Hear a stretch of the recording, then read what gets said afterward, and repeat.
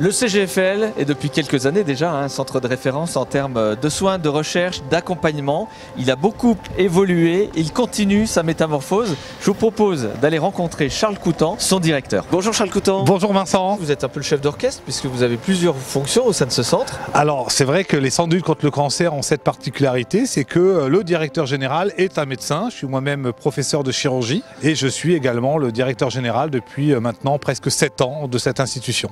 Charles Coutan, je ne reconnais plus ce CGFL. J'aime à rappeler qu'il y a 10 ans, nous étions presque 2 fois moins nombreux. On a dépassé la barre des 1000 salariés. Une de nos premières raisons, ça a bien sûr été cette nécessité d'agrandir la structure, de créer des chambres. On gagne combien en superficie par rapport au centre tel qu'il était jusqu'à présent? Alors le centre, aujourd'hui, c'est 30 000 m² et on va construire 18 000 m² supplémentaires, ce qui va porter la superficie à 48 000 m². Tout ce projet, il est construit autour du patient et du parcours patient. Bon, ben là, Charles Coutan, je reconnais les locaux du CGFL. Eh oui. Actuel. Ici, on est dans l'entrée historique. C'était ça, l'entrée avant. On va rénover une grande partie des espaces actuels. Là d'où on vient, c'était l'ancien plateau de consultation en oncologie médicale.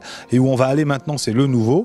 Et l'ancien va être entièrement rénové. On a vraiment voulu relocaliser au même niveau et les chirurgiens et les oncologues médicaux. Ça a vraiment du sens dans la prise en charge des patients. Aujourd'hui, ces consultations sont éclatées à 2 endroits opposés du CGFL. Et c'est très important pour fluidifier, une fois de plus, c'est un mot que j'emploie souvent, mais ça nous paraissait très important de regrouper sur un même lieu ces consultations. Ce qui veut dire plus d'intimité pour les patients, plus de discrétion aussi? Oui, c'était vraiment un des impératifs de ce nouveau plateau de consultation. Vous savez Vincent, quand on voit un patient ou une patiente en consultation de cancérologie, on a beaucoup d'informations à lui donner et la patiente, après, elle va voir l'assistante médicale ou la secrétaire pour organiser la suite de la prise en charge, la date de l'opération, la date de la chimiothérapie, etc. Et on a voulu que ce temps-là soit dans un lieu individuel. Ici, par exemple, la confidentialité dans les échanges, c'est quelque chose qui est très important, bien sûr dans la relation avec le médecin, mais c'est aussi important dans la relation avec les assistantes médicales. Comment on peut continuer à travailler et en même temps mettre en place des travaux de cette ampleur et les suivre? Ça a été le grand défi finalement de ces travaux d'extension, puisqu'il a fallu le faire en site occupé. Je voudrais ici remercier vraiment les entreprises qui se sont impliquées dans ce projet et qui ont tout fait pour remplir cet impératif. Rendre aussi un hommage appuyé à mon directeur des services techniques, Éric Cadieux, qui a fait un travail formidable et qui a permis de rendre possible ce défi. Alain Lallier, bonjour. Oui, bonjour. Vous êtes directeur général adjoint du CGFL. Oui, tout à fait. Un chantier important. Combien d'entreprises, combien de salariés? Près d'une vingtaine d'entreprises ont été mobilisées par cette opération, 18 exactement, couvrant les différents corps de métier, avec en permanence sur ce chantier une 50aine d'ouvriers. Alors vous nous avez proposé de faire cette séquence sur le toit de l'ancien bâtiment. Le 4e et dernier étage de l'ancien bâtiment est sous nos pieds. Et alors, le 5e étage est à 3 mètres au-dessus de nos têtes. Comment ce challenge a été possible? Écoutez, c'était une opération qui était effectivement techniquement très compliqué puisqu'il fallait effectivement préserver toutes les installations techniques qui nous entourent et qui permettent à l'établissement de fonctionner. Construire au-dessus cette nouvelle unité. Alors comment il tient ce bâtiment tient sur des poteaux, vous voyez, il y a des poteaux partout, il y a des renforts un peu partout pour permettre de construire ces quelques centaines de mètres carrés. On est effectivement sur le toit du centre il y a quelques mois encore.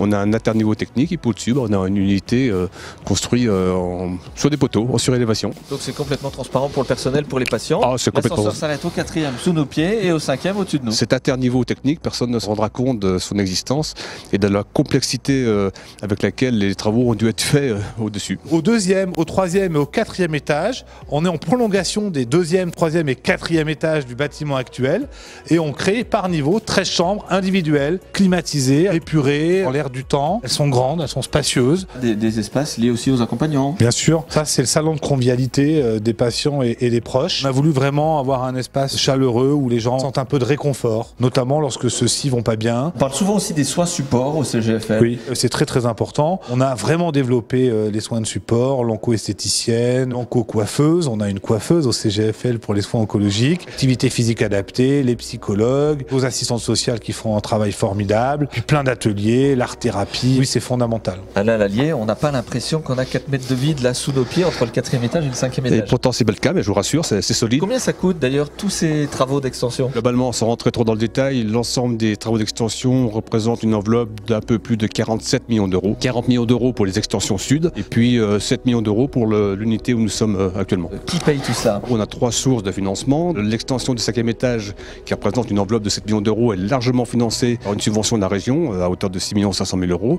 Et puis pour le reste, on a à peu près 20 millions d'euros qui correspondent à notre autofinancement. Puis le solde correspond au financement qui nous sont alloués par les banques qui nous accompagnent. Les conditions d'exploitation de ces nouveaux locaux vont nous permettre de générer des recettes couvrant sans aucune difficulté les coûts de fonctionnement. L'argent des donateurs, les dons ne servent pas du tout pour le coup à payer vos travaux. En aucune manière, les dons ne financent ni les travaux, ni les conséquences des travaux. On a besoin des donateurs pour nous accompagner, pour développer des projets de recherche et puis les opérations d'amélioration des conditions d'hébergement de nos patients. Merci beaucoup Alain Lallier. Je vous en prie. Charles Coutan, ça donne confiance aussi en l'avenir? Bien sûr, de toute façon, nous n'aurions jamais fait ces opérations si nous n'avions pas eu la certitude qu'elle ne mettrait pas à court, à moyen ou à long terme le centre en difficulté. Ce qui aurait mis le centre en difficulté, c'est de ne pas faire ces investissements. Le fait d'être, pour le CGFL, observé dans la France entière comme l'un des centres de référence, est-ce que ça motive, ça challenge les équipes, ça donne envie d'aller toujours plus haut? Ouais, je pense que les équipes sont fières de l'institution, c'est aussi grâce à elles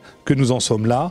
Je pense que ce qui vraiment définit l'institution, c'est l'excellence, mais l'excellence à tous les niveaux. Chaque salarié, quelle que soit sa place dans l'institution, donne le meilleur de lui-même au service d'abord des patients. Et je crois que c'est ça qui finalement est le facteur clé de la réussite du CGFL aujourd'hui. Charles Coutan, merci d'avoir pris de votre précieux temps pour nous faire cette visite. C'est l'aboutissement finalement de quelques années de chantier. Oui. C'est aussi, j'imagine, le début d'une nouvelle aventure pour le CGFL. On continuera évidemment de suivre les soins, la recherche, l'innovation de ce centre qui continue à faire référence en France. Merci Vincent.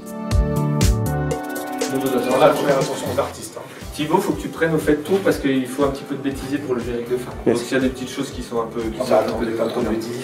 Ça tourne pour toi? Ça tourne? Ouais. L'ANAPAT, la biologie moléculaire, vous savez qu'on est un des meilleurs centres en France de biologie moléculaire. Oh non, peut-être pas, c'est prétentieux. Non, non, je vous le dis à vous. Charles Coutan, le CGFL, c'est aussi... Attends, oui, tu passeras pas le pont. Par contre, tu feras gaffe là-bas. Hein. Et moi, je me sauve, je me mets dans un coin. Mais Charles, il faut que vous soyez là. Pour faire quoi? Potiche.